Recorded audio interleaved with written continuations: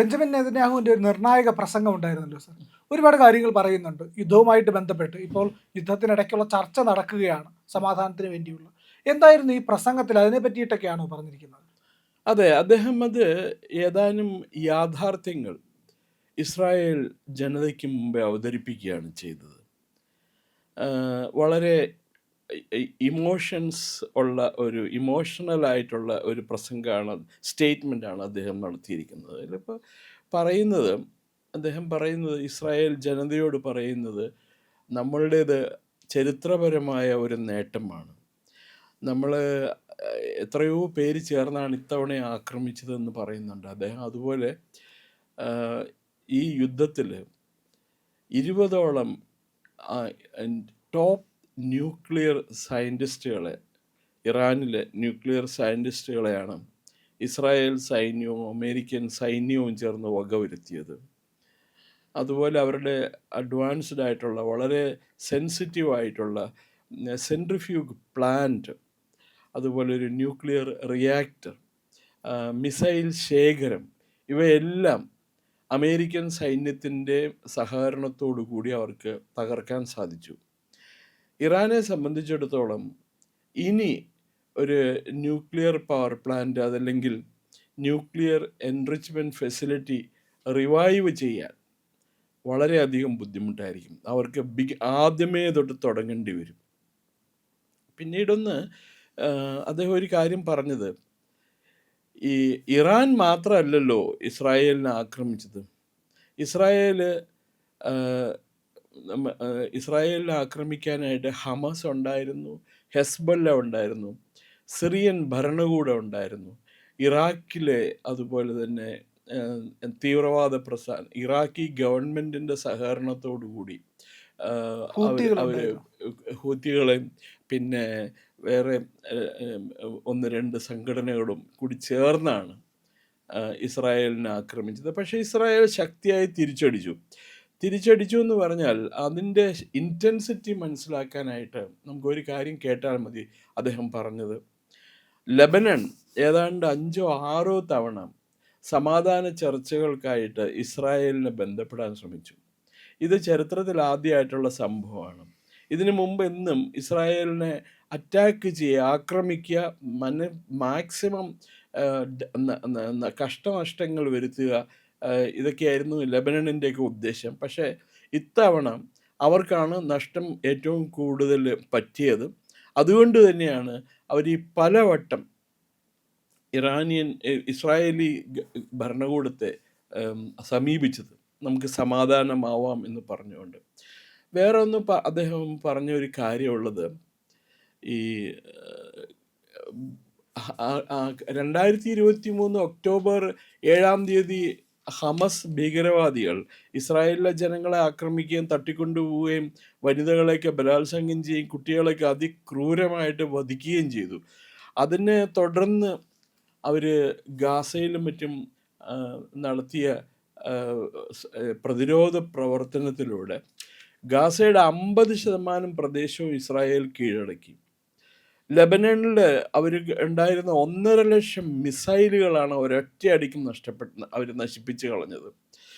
അതുമാത്രമല്ല, നമ്മുടെ ഈ കശ്മീർ താഴ്വരകളിലൂടെയും മലകളിലൂടെയൊക്കെ പാകിസ്ഥാനി ഭീകരവാദികൾ നുഴഞ്ഞു കയറുന്നത് പോലെ, ഇന്ത്യയിലേക്ക് നുഴഞ്ഞു കയറുന്നത് പോലെ ലെബനണിൽ നിന്നും ഇസ്രായേലിലേക്ക് നുഴഞ്ഞു കയറാനായിട്ടുള്ള പല ശ്രമങ്ങളും നടന്നു. അതെല്ലാം തന്നെ അവർ എലിമിനേറ്റ് ചെയ്തു ആ ശ്രമങ്ങളൊക്കെ. ഇതൊക്കെ വളരെ ഇസ്രായേലിൻ്റെ അഡ്വാൻറ്റേജാണ് ഈ യുദ്ധരംഗത്ത്.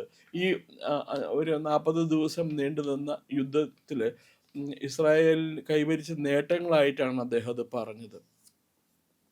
നമ്മളെ ഇന്ന് പല രാജ്യങ്ങളും നമ്മളെ ബന്ധപ്പെടുന്നുണ്ട്.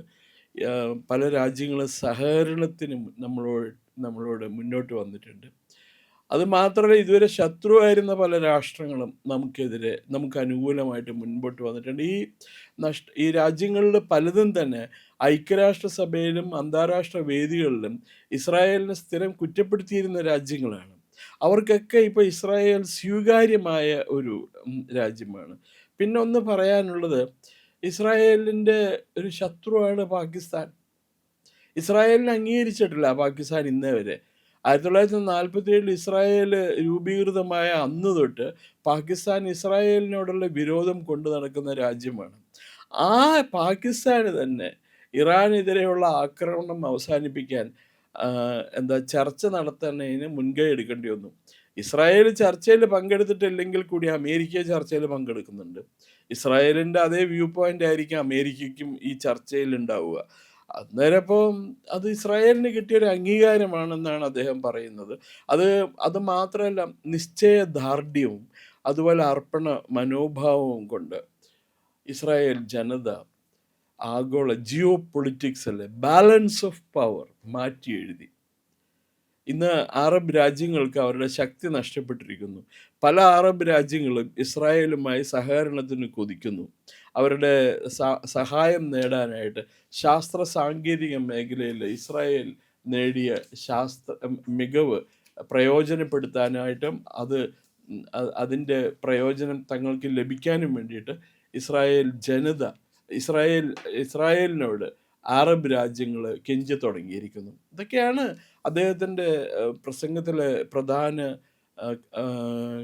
ഈ പോയിന്റ്സ് ആയിട്ട് കാണേണ്ടത്. പിന്നെ വേറൊന്നുള്ളത്, ഇപ്പോൾ നമ്മളെ നശിപ്പിക്കാൻ ശ്രമിച്ചവർ തന്നെ ഇപ്പോൾ അവരുടെ തന്നെ നിലനിൽപ്പിന് വേണ്ടിയിട്ട് പോരാടുകയാണ്.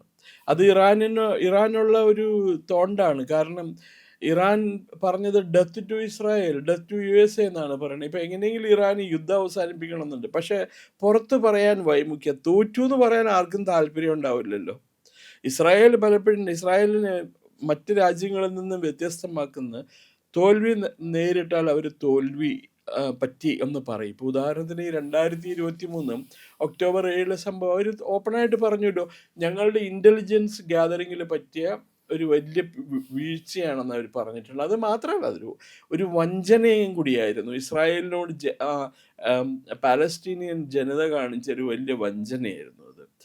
ഗാസ സ്ട്രിപ്പിൽ നിന്നും ഇസ്രായേൽ സൈന്യം ഒഴിഞ്ഞു പോകാനായിട്ടുള്ള പ്രധാന കാരണം ഈ ഹമസ് ഭീകരവാദികൾ അവർ പ്രഖ്യാപിച്ചു, ഞങ്ങൾ ഭീകരവാദികളല്ല, ഞങ്ങൾ ഇവിടെയുള്ള ഗാസയിലെ ജനങ്ങളുടെ ഐശ്വര്യത്തിനും ക്ഷേമത്തിനും വേണ്ടി പ്രവർത്തിക്കും, ഞങ്ങൾ ഇനി എല്ലാ പരിപാടികളും ഈ ഭീകരവാദ പ്രവർത്തനങ്ങളും അവസാനിച്ചു എന്ന് പറഞ്ഞ് അന്താരാഷ്ട്ര വേദികളിൽ പ്രഖ്യാപിക്കുകയും അതിനെ തുടർന്നാണ് ഇസ്രായേൽ അവരുടെ സൈന്യത്തെ അവിടെ നിന്ന് പിൻവലിച്ചത്, ഈ ഗാസ സ്ട്രിപ്പിൽ നിന്ന്.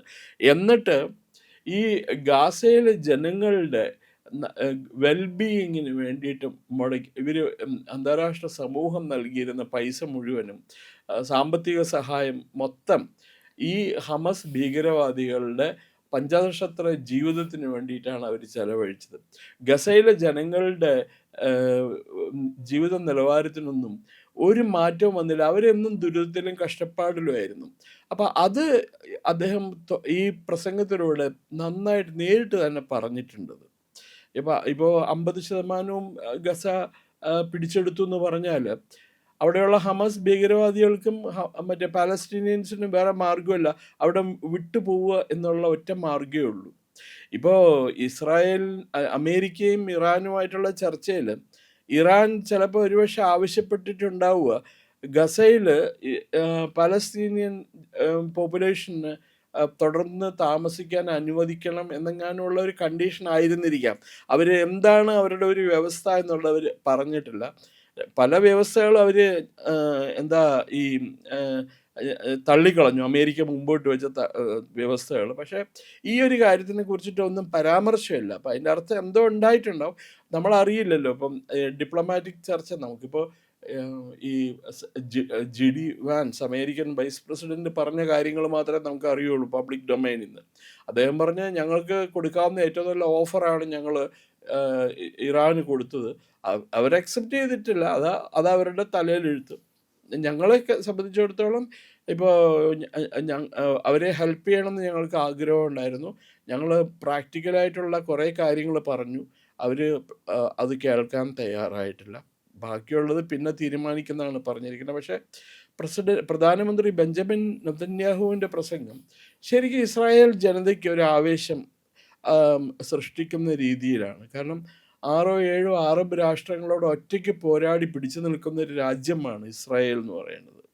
എന്താവശ്യത്തിനാണ് ഇവർ ഇസ്രായേലിനെ ഈ ഭൂമുഖത്തു നിന്നും തുടച്ചു നീക്കുമെന്ന് പറയുന്നത്? അത് ഇന്നേ അവർക്ക് വ്യക്തമല്ല. ഒരു ജനതയോട് കാണിക്കാവുന്ന ഏറ്റവും വലിയ ക്രൂരതകളാണ് ഈ ഇസ്ലാമിക് രാജ്യങ്ങൾ ഇസ്രായേലിനോട് കാണിച്ചിരിക്കുന്നത്. അപ്പോൾ അവരുടെ ഇന്ന് അതേ ജനത ഈ എന്താ പറയുക, അറബ് രാഷ്ട്രങ്ങൾ അവരുടെ നിലനിൽപ്പിന് വേണ്ടി പോരാടും. അവർക്ക് അങ്ങോട്ടും ഇങ്ങോട്ടും വിശ്വാസമില്ല, പക്ഷെ അവർക്ക് ഇസ്രായേലിൻ്റെ വിശ്വാസമാണ് അവർക്ക്.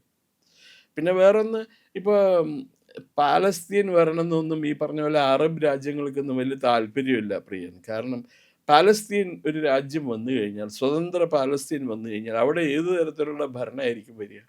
ഇസ്ലാമിക ഭരണം. ഇസ്ലാമിക ഭരണം വന്നിട്ടില്ലെങ്കിൽ ജനാധിപത്യ ഭരണം അവിടെ വരുമോ? ഇല്ല. അവിടെ വരുമ്പോൾ ഇസ്ലാമിക ഭരണം അതല്ലെങ്കിൽ ശരിയത്ത് ബേസ്ഡ് ഭരണമായിരിക്കും വരിക. ജനാധിപത്യ ഭരണം വന്നാൽ അത് ഭീഷണിയാവുന്നത് ഈ അറബ് രാജ്യങ്ങൾക്കാണ്. അവർക്ക് മുഴുവൻ അവിടെ രാജഭരണ മൊണാർക്കി സംവിധാനമല്ലേ അവർക്ക് ഇഷ്ടമുണ്ടാവുക. അപ്പോൾ അതുകൊണ്ട് അവരെന്നും ഈ പാലസ്തീൻ ഒരു നിലവിൽ വരണ്ടെന്ന് ഉള്ളിൻ്റെ ഉള്ളിൽ ആഗ്രഹിക്കുന്ന വ്യക്തികളാണ് അവർ. ശരിയ നിയമമൊന്നും അവർ പിൻവലിക്കാത്തത്, ഇസ്ലാമിക് രാജ്യങ്ങൾ പിൻവലിക്കാത്തത് ഈ അവിടങ്ങളിലുള്ള ഇസ്ലാമിക് യാഥാസ്ഥിതികരെ പേടിച്ചിട്ടാണ്. അതുകൊണ്ടാണ് അവർ ഈ ഒരു പാലസ്തീൻ സ്വതന്ത്ര പാലസ്തീൻ എന്നുള്ള ഒരു പ്രസ്ഥാനത്തിന് അവർ ഉള്ളിൻ്റെ ഉള്ളിൽ അവർ എതിർക്കണം. അതൊന്നുകൊണ്ട് മാത്രമാണ്. ഇതൊക്കെ തന്നെയാണ് പ്രധാനമന്ത്രി ബെഞ്ചമിൻ നെതന്യാഹു പറഞ്ഞത്. ലോകം മാറിയിരിക്കുന്നു, power politics, power equation of power മാറിയിരിക്കുന്നു, ബാലൻസ് ഓഫ് പവർ മാറിയിരിക്കുന്നു, അത് സ്ക്രിപ്റ്റ് ചെയ്തത് നമ്മളാണ് എന്നാണ് അദ്ദേഹം പറയുന്നത്. പിന്നെ ഒന്ന്, ഈ പറഞ്ഞ പോലെ ന്യൂക്ലിയർ ബോംബുകളും അതുപോലെ ന്യൂക്ലിയർ ശേഖരങ്ങളും ന്യൂക്ലിയർ റിയാക്ടറുകളും മിസൈൽസും എല്ലാം അവർ തകർത്തിരിക്കുന്നു. ഇസ്രായേൽ സൈന്യം തകർത്തിരിക്കുന്നു. നിശ്ചയദാർഢ്യവും അർപ്പണ മനോഭാവം ഉണ്ടെങ്കിൽ ഏത് സമയത്ത് ആർക്കും പിടിച്ചു നിൽക്കാം എന്നുള്ളതിൻ്റെ ഏറ്റവും നല്ല ഉദാഹരണമാണ് ഇസ്രായേലി ജനത. അവർ ഈ യുദ്ധത്തിൽ അവർ പ്രകടിപ്പിച്ച ഐക്യദാർഢ്യവും മെസ്സേജും അത് തന്നെയാണ് കാണിക്കുന്നത്. പ്രിയപ്പെട്ട പ്രേക്ഷകരെ, ഞങ്ങൾ ഇന്ത്യ ലൈവ് പതിവുപോലെ നമ്മൾ പറയുകയാണ്, മാധ്യമങ്ങളിൽ വരാത്ത, മറ്റു മാധ്യമങ്ങൾ പറയാത്ത വാർത്തകളാണ് നിങ്ങളുടെ മുന്നിലേക്ക് കൊണ്ടുവരുന്നത്. ഇത് പറയാൻ ഞങ്ങൾക്ക് പ്രേരണയും ശക്തിയും നിങ്ങളാണ്. നിങ്ങൾ ഞങ്ങളുടെ കൂടെ ഉണ്ടാവണം. ഞങ്ങളുടെ ചാനൽ സബ്സ്ക്രൈബ് ചെയ്യണം. നമുക്കൊരു ചാനൽ കൂടിയുണ്ട്, C4N, C4N മലയാളം. നമ്മൾ ഈ തെരഞ്ഞെടുപ്പൊക്കെ ആയതുകൊണ്ട് കൂടുതൽ വാർത്തകൾ നമ്മുടെ ഈ പ്ലാറ്റ്ഫോമിൽ തന്നെ കൊടുക്കാൻ കഴിയാത്തതുകൊണ്ടാണ് C4Nൽ പുതിയ വാർത്തകൾ കൊടുക്കുന്നത്. അപ്പോൾ ആ ചാനലും കൂടി ഒന്ന് സബ്സ്ക്രൈബ് ചെയ്യണം. ഇന്ത്യ ലൈവ് ഉറപ്പായിട്ടും ചെയ്യണം. C4N കൂടെ, C4N, C എന്ന് പറഞ്ഞാൽ ക്രെഡിബിൾ, ഫോർ എൻ നേഷൻ, രാജ്യം. നമ്മുടെ രാജ്യത്തിന് വേണ്ടിയാണ്. രാജ്യം വിട്ട് ഒരു കാര്യവും ഇന്ത്യ ലൈവിനില്ല. അതുകൊണ്ട് ഞങ്ങളുടെ കൂടെ ഉണ്ടാവണം എന്നുകൂടി അഭ്യർത്ഥിക്കുന്നു.